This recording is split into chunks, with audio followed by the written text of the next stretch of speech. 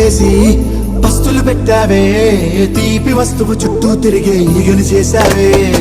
చీచి చేసి కేలేని మొగుడు గారండాయ్, గుయ్ గుయ్ గుయ్ గుయ్ అంటూ మీదికి రాకుండా గంపెడి పిల్లలతో ఇంటిని నింపావే, సాపాదిండు సంసారాన్ని మేడెక్కించావే.